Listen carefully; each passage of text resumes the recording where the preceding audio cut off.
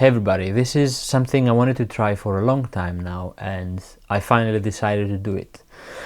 This is a podcast I filmed quite a while ago, and I wasn't sure if I should post it to my main channel or if I should create a different account for it, but I thought I might post it here and see what you guys think and see if you like the format, and I might do more of this later down the line. This is a podcast I filmed interviewing one of my good friends, Manos. Manos is an incredible guitar player and really good singer-songwriter. His voice is really capturing your emotion and it really resonates with you, and we had a very deep conversation about all sorts of different things, and I want to present this to you. And if you like this, I might consider including more of this in this channel or separate it into a different YouTube channel. Anyway, without further ado, this is my conversation with Manos. That's a very good introduction to Crete and you growing up in Crete. Can you tell us about that a little bit? Yeah, for sure, man. Like, I remember when I was starting out with music, I went to music school. And when I was like 9 or 10, we were writing an essay in school.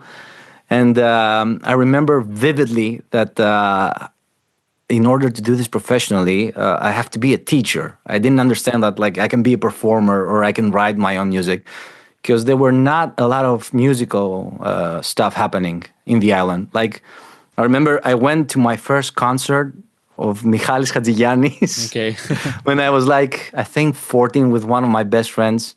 Can you give a context to who Michalis Hatzigiannis is for us? Yeah, I think like Michalis Hatzigiannis for us Greeks was like John Mayer for like American people, something like that. I could say. I would say maybe like the male equivalent of Taylor Swift. Oh yeah, even better. You know? Yeah, even something better. Something like that. Very popular, but yeah, he stole a lot of music as well. Anyway, I didn't know about this. Okay, you have to tell me about that. Yeah, I will tell you after. Yeah. Okay, that's the hot gas, guys. Okay, yeah. So I grew up and went to music school. There was a period of time that I was really interested in football, even a bit more than music. But because I knew, like, okay, I'm not gonna do this professionally. Let's be honest. I'm like a tall guy. I really enjoy playing football. Yeah. And then I graduate school, and I have to take like a decision. Do I go finish my musical studies? And the answer was yes, because like we didn't have the opportunity to study contemporary music. So my background is classical music. So because you have to do this like for 14 years, I had like 5 more to like actually get the equivalent of a master's degree in performance.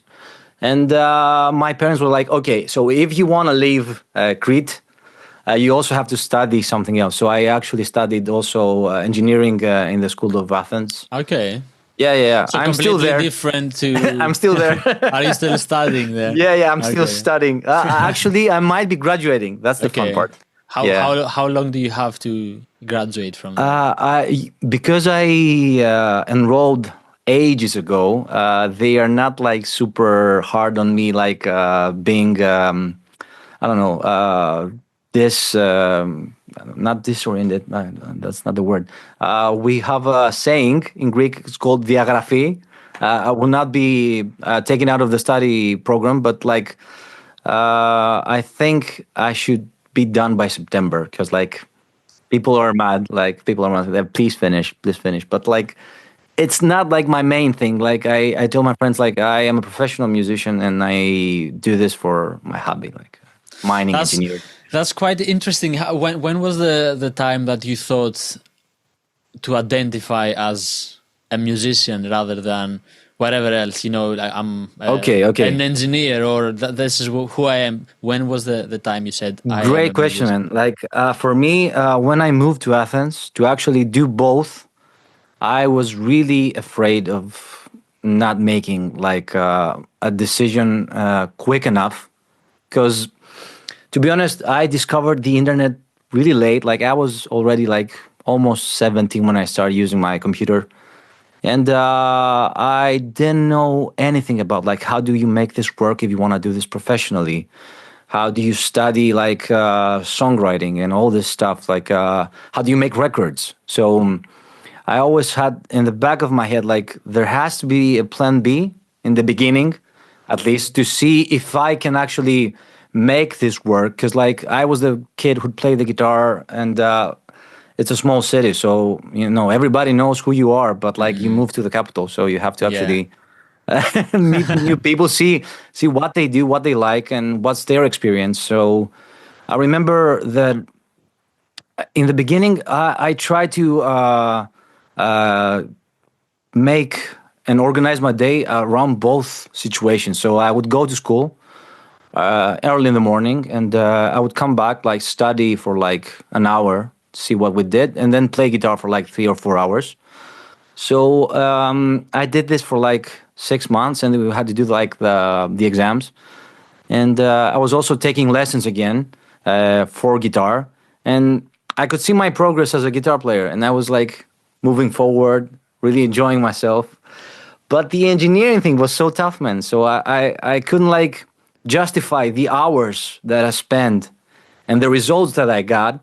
So gradually, I think I shifted towards the guitar and music because I thought, like, I understand this more. I feel better doing this. So I think around 21, I thought, oh, okay, I'm going to be a musician, because it really makes sense to actually study and commit myself to this craft and actually enjoy spending this many hours that it requires.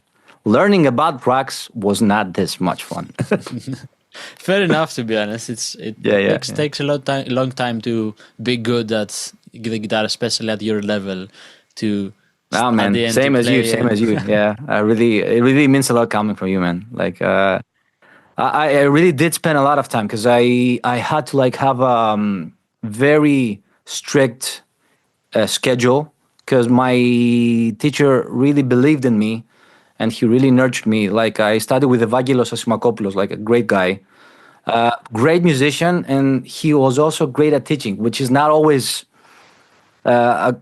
the balance is not always like it's really difficult to maintain that kind of balance. That's what I want to say. And I actually spent like 5 years with him, and I actually graduated with honors and everything. But also that was a big part of my musical upbringing, because I tried to be him, but it was like too difficult to actually do it, because it's like it takes a lot of discipline, and it takes a lot of repetitive stuff in a musical context, which, because I was listening to a lot of records and a lot of blues-based music, and the freedom that the music allowed me to express myself was the complete opposite of classical music, where you have like a script, like the musical score is like a script. And around 24, 25, I think, I started taking lessons with Babis Tiropoulos. I took like some lessons, because Babis was one of the people who went to the States. He played music there. He was really a big guy on blues music, and he was really educated in this style. So he really helped me like understand what I'm trying to do with the stuff that I know, and how to piece the puzzle together. Exactly, man. Exactly. He was really, really, really encouraging, and we would mostly play music. Like the lessons were like mostly like discussions with the guitar, and that's fun to do. Yeah. Exactly. And the one thing that I really am happy that he did, he said, "Okay, stop paying me for lessons. Please go get vocal lessons, because you're trying to be a singer-songwriter and your voice is not there yet. So please, okay." Who does that, man? That's so amazing. I know Babis personally as well. I have taken some lessons with him, and he's a beast when it comes to playing the guitar. But he's such a good person as well. He's putting his work more, like he's helping you in any way he can, not even just the guitar, and he's exactly, man. It was like really therapy. I think exactly. Like it was like, can we talk about this? Like, how I remember going to him, like, and I was really curious. How do you make that happen to you? How do you move somewhere without knowing where where that is or who lives there, and how do you actually chase your dreams? And I think the answer is simple: you just do it, and you figure things along the way. I mean, moving abroad is like fighting just by itself. Like moving abroad to just play music also is a bit more like another level of scary. It's exactly the opposite of what everybody says you should do. Find a job, like, have a stable life. Yeah, being man. a musician is exactly the opposite of that, or being a creative in any Exactly, way. exactly, man. Yeah. A question I have is, how important is to have a mentor? Okay. Yeah. Or maybe I think, how important is to have a good mentor, because there can be bad mentors out there as well. I agree with you 100%. Like the right person can change your life.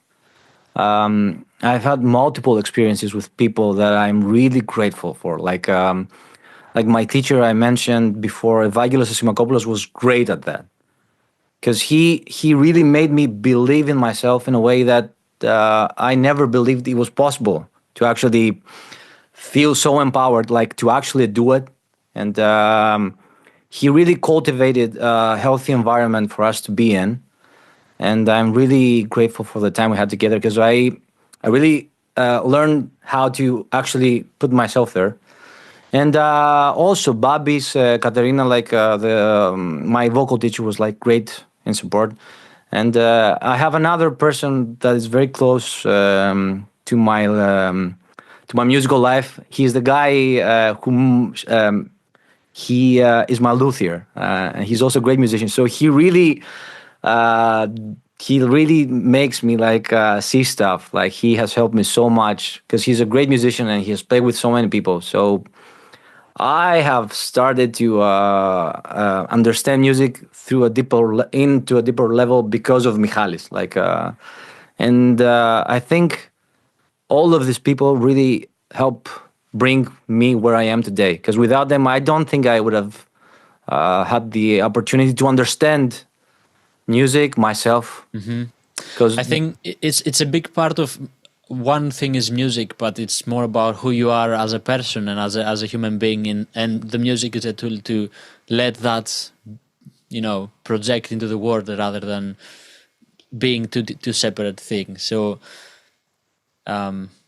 I guess having good mentors is what will allow you to have the confidence to be yourself and to express yourself with your art and your music. Yeah, I completely agree, man. Like I think when I was really doubting myself, these people were there, and I didn't care about myself to try that hard, but they really tell me like you can do it. And when you hear people that you admire, and not just as people, but like with their work as well. But I think also on a personal level, you have to actually get along, and first you have to be like kind of a friend or like feel like family, because I feel like with most of these people, like I felt like they were part of my family, and I could discuss anything. And that's one of the things with having a mentor. Like you can really trust your deeper and most sacred thoughts, musical thoughts, or thoughts about life in general. Like I remember when my grandpa died, and I had to take an exam on like, I don't remember. It was like we had like a duet performance for classical guitar. I was so sad and like really depressed with the whole thing, and the way that my teacher handled me and this period of my life really helped me understand. Okay, there are things you can separate from your life, and if it's part of your work, you have to find a way sometimes. And I think also his teacher Segovia had a saying similar to what he said, like there might come war, there might come everything, all COVID. the hardships. Yeah, exactly. There will be obstacles, but you have to find a way. And I found a way. Exactly. I don't know. I don't remember exactly what happened, but like I felt like I could do it after a while. So that's really nice, though. yeah, man. Yeah. I think these people really helped me. Yeah. That's good. And how is it? Do you think you're gonna be a mentor to somebody, or are you already a mentor to somebody? And maybe how does Okay, I don't know if I am a mentor, but I have a lot of friends who like we talk about stuff, especially musical stuff, all the time. Like we're discussing, like we have chats about how do you practice this, like over over this kind of stuff, and I'm like, okay, we're not like actually. I'm not teaching them. Like we don't have like that kind of a relationship, but it's nice to have people actually care about what you do and they want to learn from what you do. And when I have the time, because that's also part of the deal, I can like help around. Because I think that's one of the most important things of having a community around your music or yourself. Like you have to be able to give people something. It's not like, oh, it's just about me. I play the guitar, I sing. Look at me, look at me. It's like people have to get something, feel something. And yeah, I think also this has really helped me with songwriting as well. Because in the beginning of my writing process, like I was trying to write cool stuff.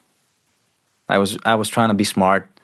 And then I remember one of the songs that I've written that I really like. I immediately thought of one of my friends breaking up, and thought of a title, and then the song just flowed through. So, is this the song called Maria? This was like a song that somebody asked me. Okay. No. Somebody asked me to write Maria, but I Miss the Days was like a breakup of a friend. Okay. Yeah. By the way, that's my favorite song from all of your songs. I missed. Thanks, man. Yeah, thanks, man. Cool song. I really appreciate it. Yeah, that's really cool. And are you a full-time musician at the moment? That's your. At the moment, I have to say, like, because I do a part-time job to support my life. Usually the winter I have to kind of do both at the same time. So I still have musical stuff. Like I teach a little bit. I actually finished producing an album for another artist. That was the first for me as well. So I have projects that I'm actually getting paid for. So that's what I mean full time. But at the same time, I do have a day job for a few hours a week. But I've been lucky to be mostly a full-time musician for like 7 or 8 years now. Yeah, that's really good. And I'm always debating with myself, and I always ask people about this because sometimes music is a hobby and sometimes it's a job. And when it's a job, maybe you're not invested 100%, or maybe your soul it's not in that. Do you know what I mean? Like if, exactly, man. If it's your job, then you're gonna cut some corners. You're gonna do the pop thing and not exactly what you really wanna do as an artist. So how do you find the balance between that and being a full-time musician? Yeah, I really get what you mean, man. When I started doing hotel gigs, for example, I was really, really focused on performing songs that go with who I am as an artist. Like I never tried to be somebody else on stage, even if I'm like doing cover gigs. And then the best thing that happened was like I gradually moved to actually performing my own tunes at these kinds of jobs. So it's nice to be able to be yourself. You have to sometimes read the room and like, okay, let's play a very famous songs that everybody knows and like, let's have a good time. Okay, people expect you to be there to entertain, which is not always the best thing because you might not be feeling happy or like, okay, let's party. But as you said, it's a job. So if you want to keep that job, because a lot of people actually want to get that job, it's like there's a lot of great people who are trying their best. And because the market is not really great right now, I don't know if it ever was, but like we just do whatever we can with what we have. I think you have to actually be there at least 100%. Like for me, I always try to be like I take every show very seriously, even it's like 4 people, like 100, or I've played like for 1,000 people a couple of times. But it's always the same. You're there. I just focus on the music and try to communicate through the music. I'm not the best at like talking during shows because I feel like it's difficult to actually say the right thing. So I tell funny jokes, or at least to me they're funny sometimes. But yeah, it's difficult to actually, especially when you're trying to record and write original music. So I think for me, one of the things that I'm struggling with is my brand identity. I'm figuring out stuff as they are coming, and it's difficult, man. Because as you said, it's more. It's not easier because it's not easy to actually blow up on social media. But if you do certain stuff, especially on TikTok, there's a market that can actually take you somewhere else. But I don't know if my music's the right kind of market for that. Because like I write songs through a perspective of my own and through a lens of the people that I admire. So it's difficult to find people who like Bob Dylan, or maybe now they will with the movie coming out. Yeah, but like I really think, okay, I'll do my thing. I'm really grateful that there's some people who support that, and there are not like thousands of them, but like I still do better than I anticipated. That's one of the things that I really appreciate and I'm really grateful for. And yeah, I just think if I learn something from every release, maybe I can make my music more relatable. So it's not about also saying, okay, I can't make it or I have to be pop to do it. Because you've done it. There's a way to play blues music and actually have a community of people. You have to be yourself, and hopefully people will follow. I think Exactly. that's I what think we have to do. authenticity is what people is attractive to people. Exactly. Yeah. Because if you're not authentic, maybe you can gain a following, but then you're gonna lose it as fast as you gained it.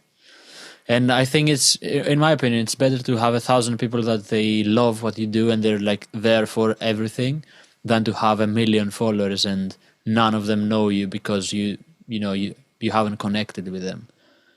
Yeah, I agree 100%, man. Like it's not easy because numbers usually they get you high. They when you see like your song blowing up, and like when I released my album, because I did it on my own as well.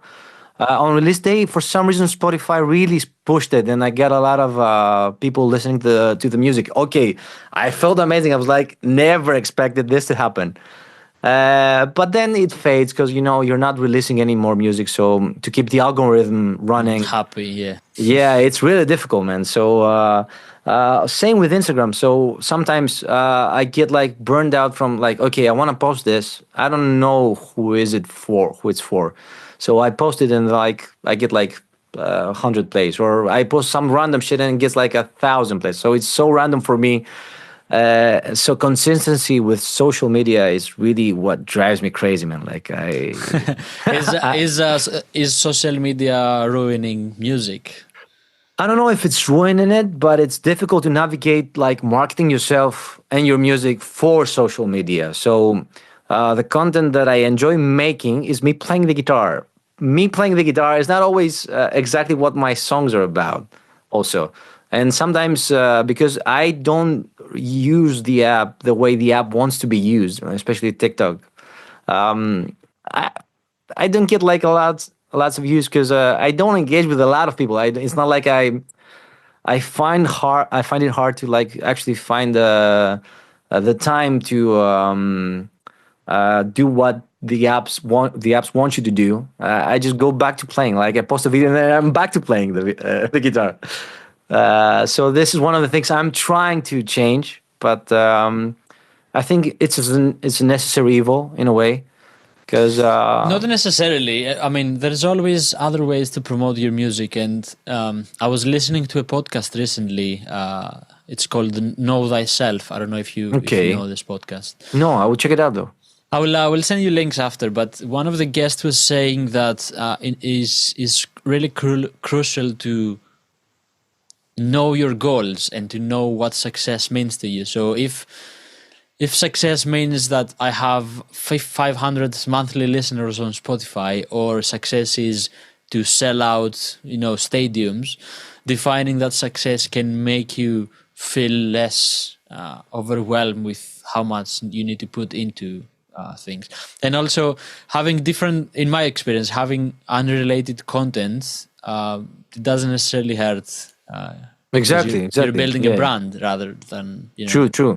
Like, I completely agree. Like, for me, it was always about reasonable goals. So usually, I'm really lucky to say that I've made most of my dreams of music come true. Like, I've played with people that I never imagined I would play with, and like. Are you referring to the Aaron? Yeah, I'm referring to Aaron. Sterling? Is it Aaron? His name is Aaron Sterling, and he's a drummer in the US. And that's what I wanted to tell you. Like, the second album, we're gonna make it in Nashville with him and Sean Hurley on bass. Yeah, we discussed that. And are you gonna fly out there? Yeah, I'm gonna fly out there in November, probably. Yeah. Nice. That's a dream come true. Yeah, that's an actual dream come true. Because when I was going to university and I was listening to them play with John Mayer, like in Born and Raised, that album was like one of my favorite records. And I was like 20-something-year-old me would never believe that this is happening. Like, this is insane. Like, even working with Aaron remotely, like he has showed me so much, and I've learned so much through working with him. So I'm just basically trying to keep up. What was the best lesson you've learned working with him? I think layering, like the way he approaches like building the song, and the way he actually orchestrated his performance on my tunes, and sense of timing, man. Like this kind of music that we do, like it's mostly organic, so you really have to develop your time feel. So it was really great to actually have so great sounding drums, and at the same time learn how to actually play my songs on top of it. Yeah, which is always really fun. And now we are working on we've actually worked on some new singles together as well, and they're coming out like in the next few months. But like, I think the way to actually produce music, I really learned through making the album myself and with my friend Yanis in the studio, and having Aaron play everything, like percussion, like the layers of percussion, man. Oh my God. Like, you can really take a simple groove and orchestrate it with just drums and percussion, and it actually goes into another level, man. Like attention to detail. And in terms of production, if you do that, then you don't necessarily need 12 guitars and exactly. I remember when we were making the record, I programmed some drums. I mean, not everything on my own, because back then I was really struggling with it. I didn't have Logic, and we were doing the album in Logic in the studio. So we would work with my friend Yanis, who's my sound engineer, and we tried to get like my best performance with MIDI stuff, and make the songs as best as possible. One of the things as like a demo version, or for Aaron to record, because I've never done a remote session before. So I tried to do my best. Like, I think I spent like 3 months making the demos, just the demos, because I was really, really anxious. How am I gonna send them to that guy? And okay, he said yes, but like at the same time, you have to actually prepare. And one of the also fun fact, he requested. And it was like also communicated through his management, because he has an assistant. We need main vocals. If you don't provide main vocals, he's not recording. Yeah, because he's really playing to the vocal, which is like the best thing you want to hear as a singer as well. Because he's like, gonna complement whatever you're gonna do.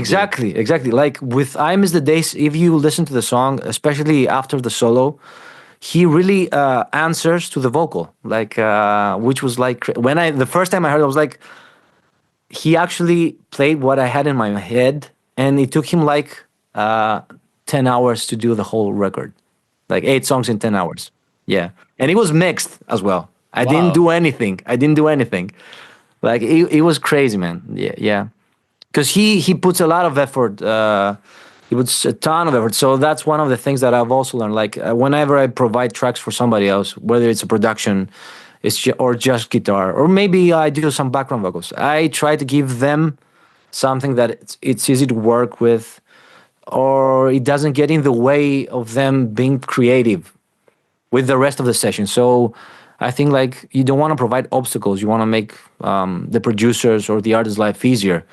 So yeah, I think one of the many lessons from Aaron Sterling is like take care of everything. Like that's a very good segue to. I have another question for you. Okay, for you. Is what makes a song good? Okay. What are the elements of? Great question, man. Like I think there's many ways to approach this. For me personally, like as a listener, I'll say this as a listener, because I think when we do this every day, we make music, we create records, we make videos. It's really difficult to shut your mind and like try to be there as a listener. So sometimes during the morning, I might like put some music on, like when I'm like doing stuff like emails, and like try to listen and not be like, oh, what's that? What's that snare? Okay, what's that compressor? Like I don't want to think about that way. So lately, I've managed to do it. I think what makes a song great is like if it creates a feeling, like whenever I feel something, and negative feelings are also great, because I've had this discussion with my girlfriend, because she studied literature and she's working on books at publishing. So when you have a great character, they might get an emotional reaction that is not positive. You might hate them. That a good song can actually make you suffocate, but not in a great way. You might feel like anxious as well. So like I don't remember somebody else, like a great music guy, also say if you hate it, it's greater. It's a greater compliment. Like there's like an emotional reaction to the music. But in terms of like other than just feeling stuff, I think a great song can take you along the road with it. Like you don't want to skip it. I think one of the things that I sometimes gravitate towards in terms of songs is the sound of the vocal, maybe, like especially if it's vocal based songs. 'Cause, I mean, songs need vocals, but I think Not a great sound, from not my necessarily. experience, Yeah, that's also true, because like a guitar can sing as well. Exactly. I think like a melody that you can sing is always like a great idea. Like if you find yourself remembering anything from the song, like maybe it's not like the main vocal, or like da, da, da, da. There's something pretty to it, like that's a great song. But at the end of the day, if it makes you want to listen to it again, and if it makes you feel something, or think in general, like it doesn't like put you to sleep, but in a way that of a spiritual awakening, like it opens up your mind, like that's a good song. That's quite interesting. I always find good music to be a source of energy. It doesn't really matter what kind of energy, but it can be healing. It gives me energy or sadness or whatever it is. It's a source of inspiration and energy that you can go back to again and again. I agree, man. Like yeah. I sometimes feel like if I put certain stuff that I know how they make me feel, I might come out a different person after the song. Like, and I love this about any kind of art. Like yesterday we watched Requiem for a Dream. I watched this for the first time. Oh, it was so difficult. That's an interesting movie. Yeah. Really interesting. Oh my God. Like I left the couch saying, okay, I think I'm done. I don't know. No, it's not an easy movie to see, to be honest. And exactly. But that's what art makes you feel. Like it makes you feel something. It moves you. Yeah. Like this movie, I'm sure it has moved you a little bit. No, a lot. Like it really created like a deeper sense of angst. Like I've never felt so anxious and angry at the same time. I was like so many things. Like, and sorry for these people. Like I was like devastated afterwards.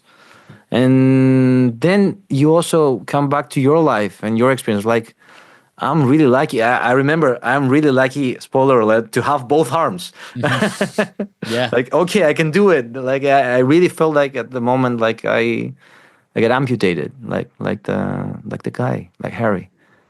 Oh my God. Yeah, I try to see art and experience art as much as possible, because I try to find inspiration in different ways, like even video games sometimes. Like, I remember when I was writing my album, I was really inspired by Death Stranding, a video game that I was playing at the time. Yeah, it was about memory and how a place can hold down the memories, and they're good, they're bad, and it's all that energy. And I was like, how can I do this about a song, man? Like, That's really interesting. yeah, That was yeah. another question I was going to ask you is how do you, where do you draw inspiration? Is it from everything in your life? Is it some from the sad or happy moments, or what's the? I think, like, for me, I've had instances where I'm writing songs from a very personal perspective, and it's not the easiest at times, because You're exposed. exactly, you feel like you're saying stuff that you've maybe not thought of so much or discussed so much. So it's like I'm processing stuff and I'm writing it in paper or my laptop or anything. Or maybe I'm just improvising through music and I'm stuff are coming out. I'm like, wow, wow, wow. Because I remember I had a song that I didn't have a chorus for 7 years.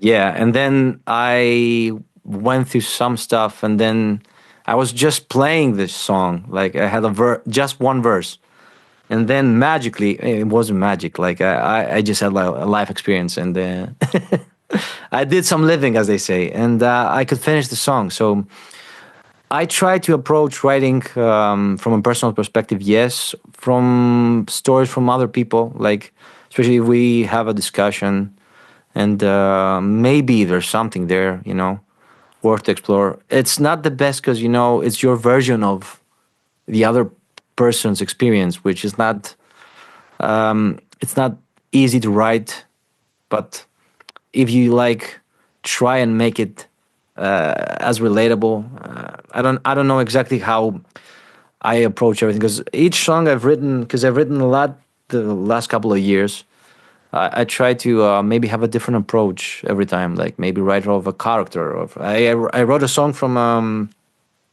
a character from a show that I love, Shameless. I wrote a song about Fiona, so it's called Fiona. And yeah, it's an easy way To get inspired from. get inspired. Exactly. Yeah, yeah. So I try to see everything, and sometimes I go without writing for like a couple of months. If it doesn't come naturally, I might stop. So, but there have been times where I've been writing like nonstop. Like, now I've written 10 songs in like a couple of weeks. So I think you need to take a break, and sometimes you have to work on your craft, the tools.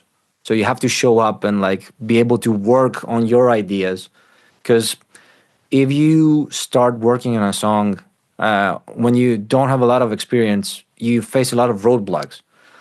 When you get writing experience and you've finished some songs, it's easier to navigate this block of maybe energy, or you don't have the inspiration to actually finish it. But I think like seasoned songwriters can actually maybe write a title and like work from the title.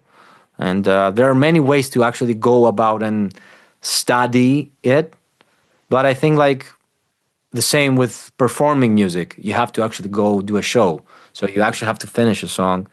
And I think the most you write, and I think people say this all the time, like, there will be some not so great songs, like, okay, I finished it, okay, just put it in the drawer, maybe repurpose that sometime. But when the bad songs come out, maybe there's space for you to actually explore and write a good one.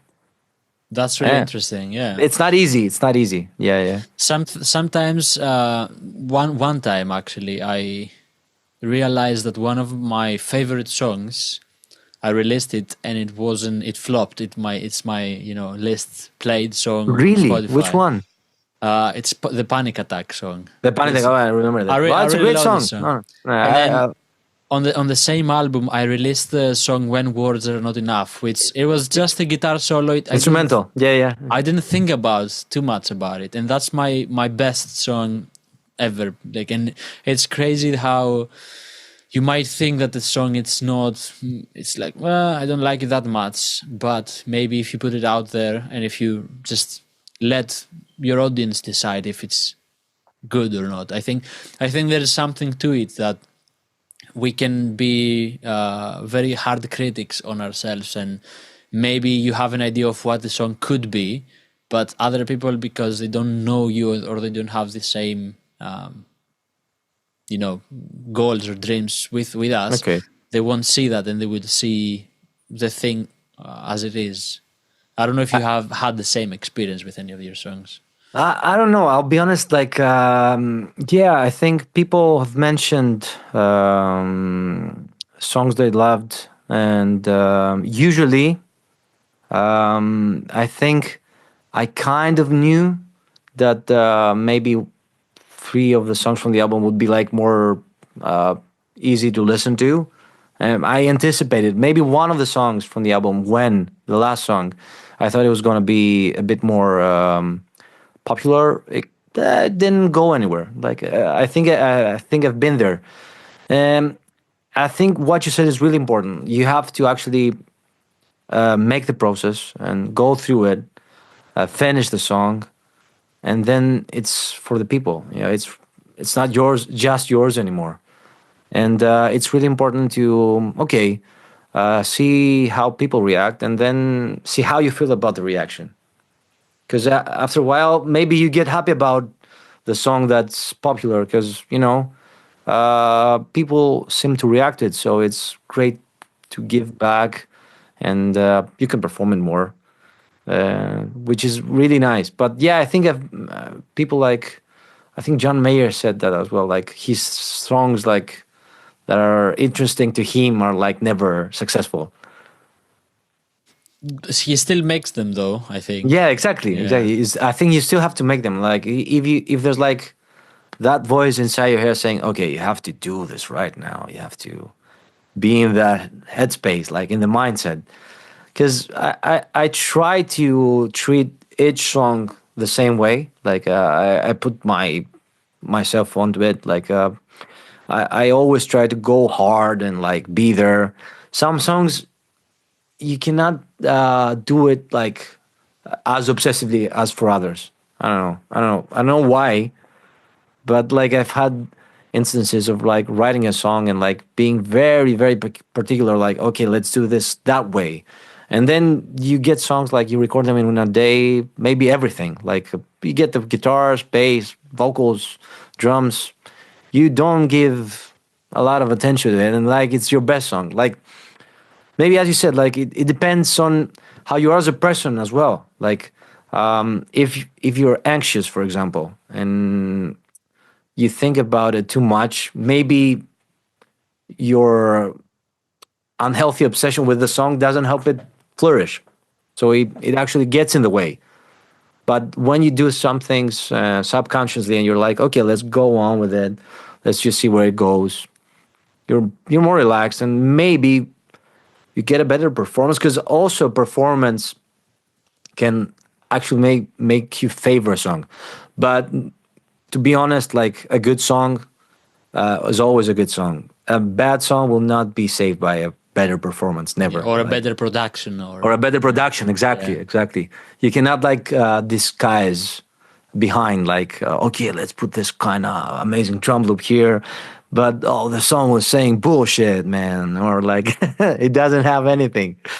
It's difficult, but yeah, it makes sense. Like, you write a song, you arrange it, and then you produce it. Like, for me, it always doesn't makes work sense. the other way. Sometimes it does, because I think like I watched Phineas do like Birds of a Feather and on Mix with the Masters, and I think he mentioned, because I didn't watch the whole thing. He started on the loop, and then Billie Eilish came in and like wrote the melody, because it's an interesting way to write, but it's not the easiest way to write, because building a track and then a song around the track, like I guess everybody has different ways to approach exactly. this, and it's whatever it works to everybody. How therapeutic is writing music? Is this your therapy moment when you're writing music, or? Yeah, I think there's been times in my life where I really process feelings and realize stuff about myself. And I try to approach writing in different ways sometimes. Like I said before, like there might be a period in my life where I've written songs just to write songs, which is not always really emotional or therapeutic. But like most of the times, the songs that I really care for or finish or actually want to put out, they really have done something, and they've really helped me go through some part of my life. Like one of the songs that I'm actually releasing now is like about having maybe a grandparent, like or an aunt that they are old, and you might not see them again. Like I go away for like a long time. And sometimes, okay, I am so used to my grandma being there. When I sometimes think about like that stuff, it's like it really gets emotional. And then writing it really helped me. And I think when when my grandpa died, like because he was also having dementia and stuff, and he really didn't recognize me or the rest of the family. I wrote a letter to him, like the stuff I didn't say, like as a song. So that really helped me process some feelings, because sometimes those difficult moments we try to forget them and we put them in the back of our head, and sometimes you ignore them as well. So it's a way to actually come face to face with your life and maybe go through the moment better. I've written songs and maybe tear a bit as well. So I think like some of them have been on the record. Like yeah, I think I was mentioning before. 10 years was one of these songs. Yeah, it took me 7 years to write it because But you lived it. Exactly. Yeah, and writing the chorus was like really like, oh, okay, really it's really bad moment, like crying, writing, crying. Do you feel weird about putting songs like that out and being so open with everybody? Because, your parents will listen to them and your friends, and how do you deal with that? I think exposed. If I go through the process of actually finishing the song and writing it, I think I'm okay with it being out there. Like it's a version of me. It's not me at the same time. So I think that version of me might not still exist, but it's nice that it's captured through the song, and it's also a reminder that I can be there, and maybe I can channel the feeling of actually playing the song the same, because some songs can act as vehicles in time, so you can actually perform them, but it's not always the case. Like happy songs that are difficult to tap into are not the easiest. Yeah. And it's really fun when you actually get one of those.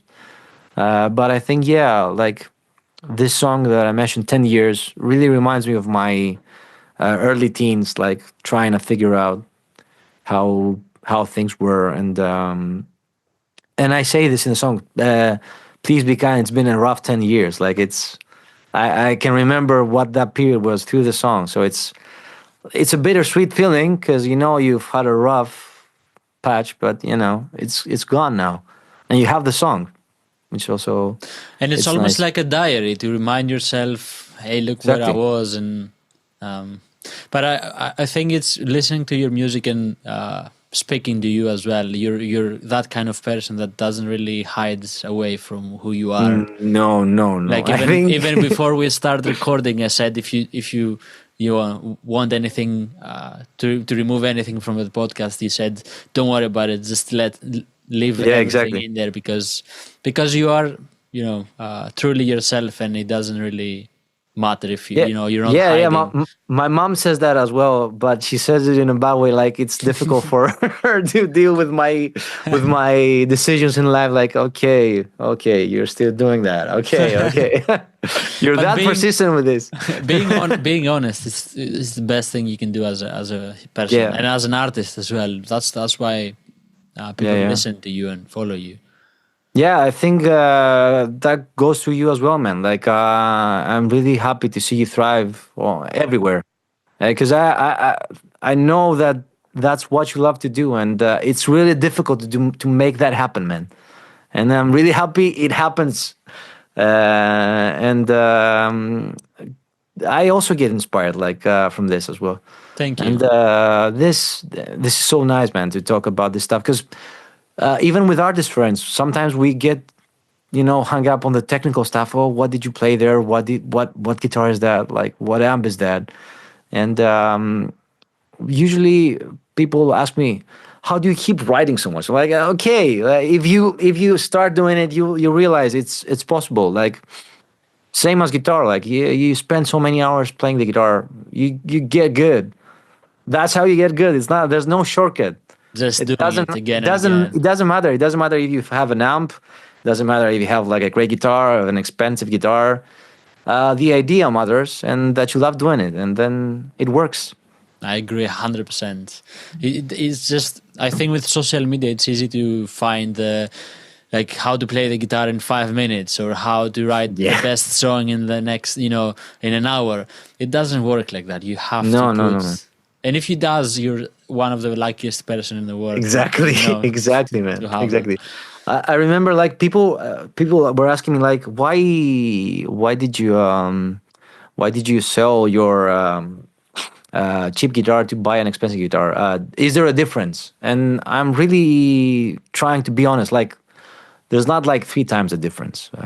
Okay, it just makes me happier to play it, and there's maybe 5 to 10% more accuracy in stuff that matters to me, intonation, which is difficult sometimes with some guitars. But I've had expensive guitars who had very bad intonation. So for me, it's also like one of my heroes plays the exact guitar. So it's like that's crazy for me as well. So gear doesn't matter. Like I recorded with cheaper guitars as well. It really makes you believe that you can do it, especially if it's like on a budget and you get what you want. So it's a great feeling. But I can understand that sometimes people get hung up on like, I don't have enough stuff to make art or music.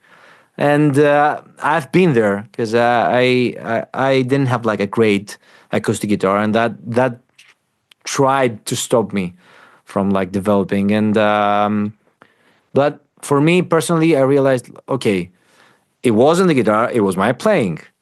Like I've done recording sessions with this microphone when I was like learning how to sing, and I'm like, oh, maybe if I had the other Neumann, like the expensive microphone, I would have sounded better. No.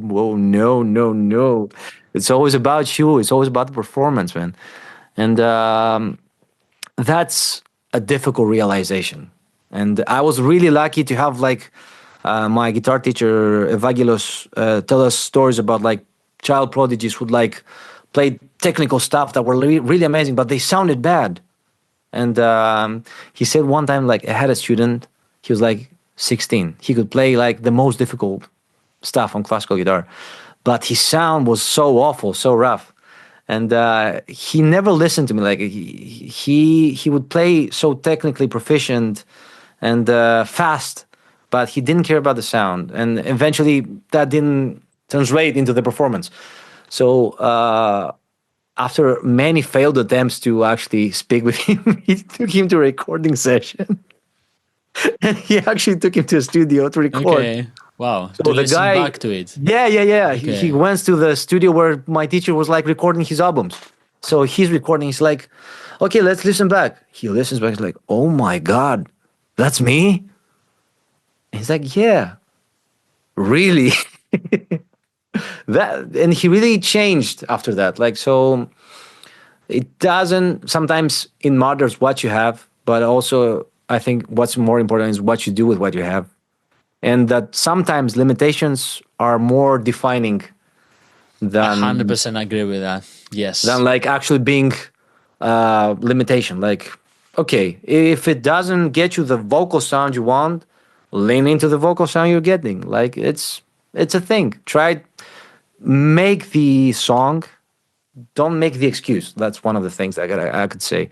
Yeah, that's Yeah. quite fascinating. Is I know it from my personal experience as well, because I play with a cheap guitar. It's not expensive, and it doesn't matter what you have; it's how you use it.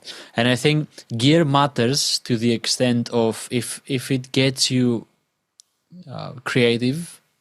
Yeah. This is where it matters. It doesn't matter if it's 5 grand or 200 pounds or euros, whatever. You know, it's if you see it and you want to play it, you want to grab it and you want to play the guitar, and it sounds good. It's gonna inspire you to make more and create and be honest with this instrument. 100% agree with you, man. Like, this is so important. Like, you just have to spend the time figuring out how to do it, and then be confident about doing it. And as you said before, like, define your expectations. Like, a lot of people have said that. And when you define your goal and try to set a plan on how to actually make that, uh, it can really make a difference in believing yourself, developing yourself, and actually maybe achieving more stuff than you maybe would have thought possible as well.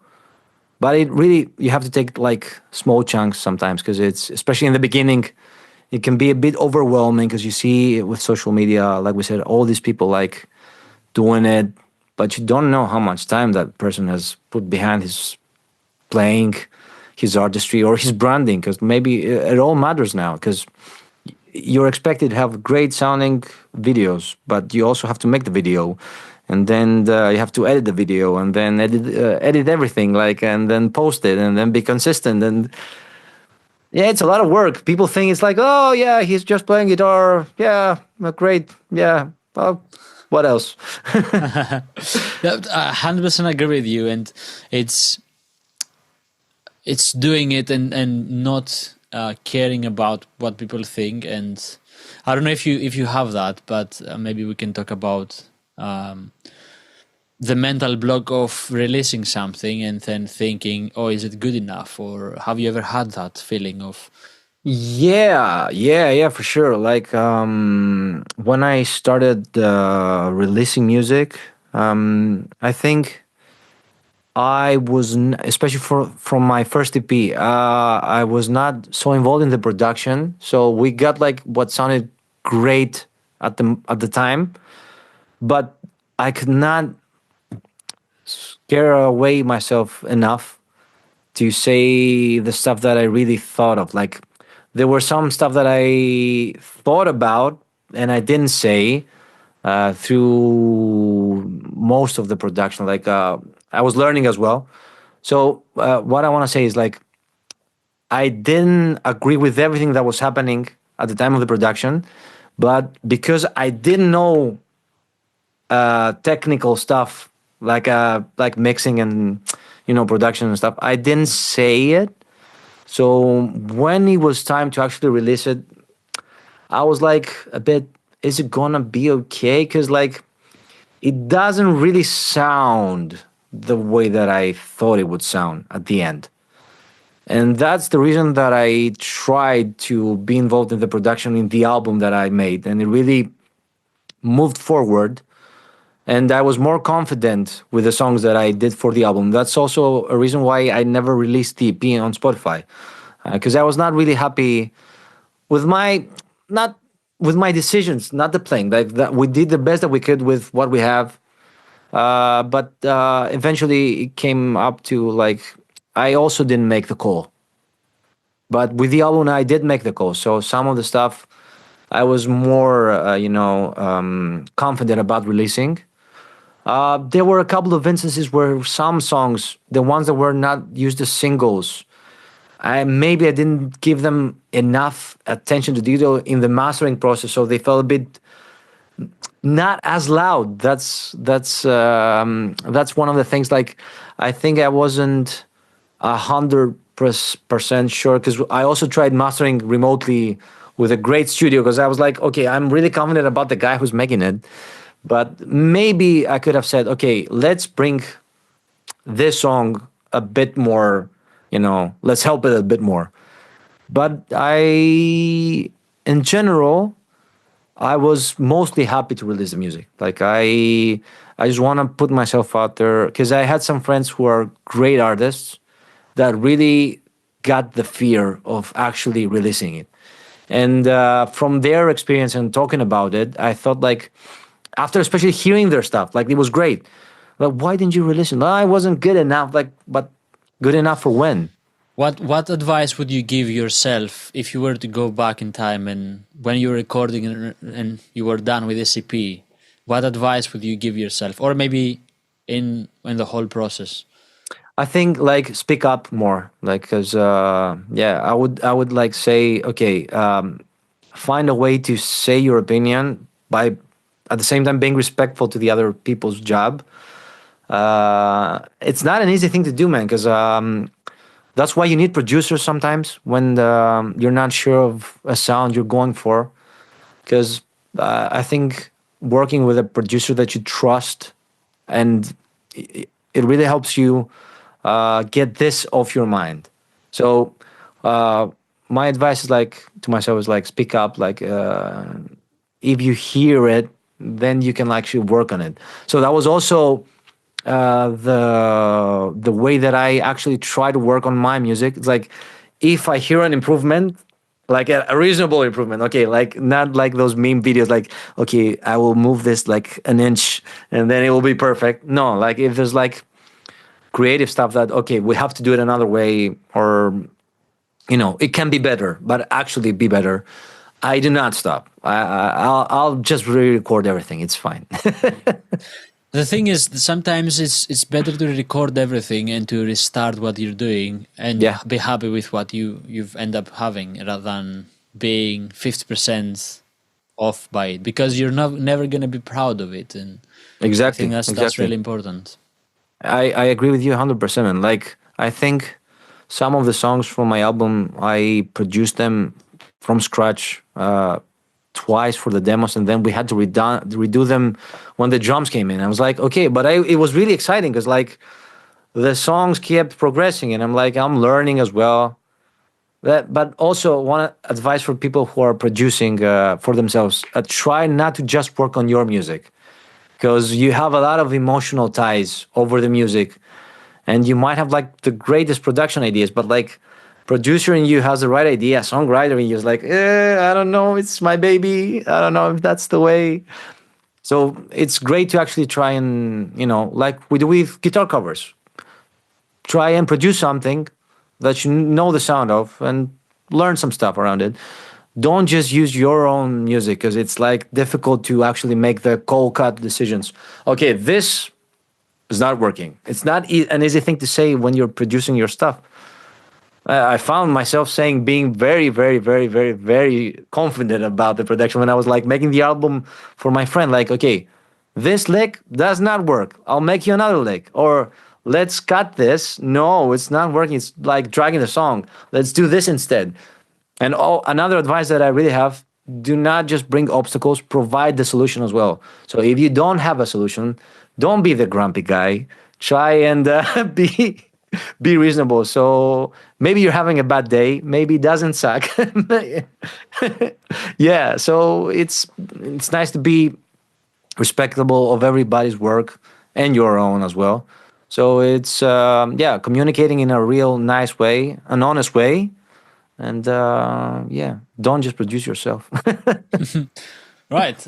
One last question, because I think we have been going on for an hour almost. Yeah, wow. Maybe, time flew by, man. That's probably nice. Even more than that. But last question is, what creativity means to you? Where does it, what does it mean to be creative? Okay, I think great question.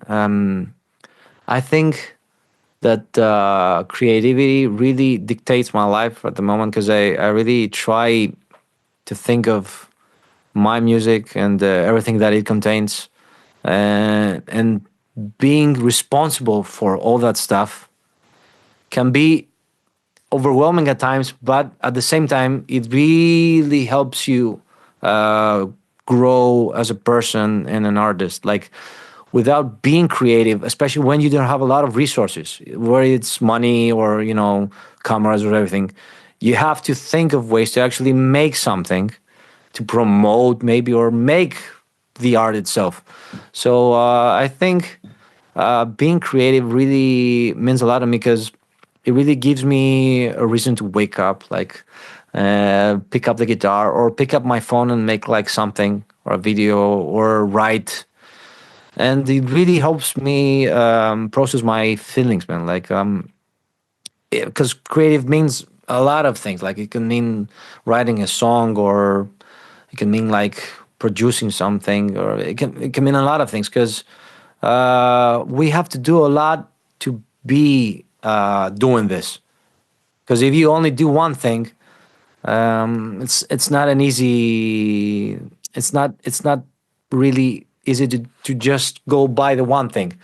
So I think like creativity also means wearing those different hats, like being the mixer, being the producer, being a session guy as well, or anything else. Like, I also like drawing, so it's also a fun.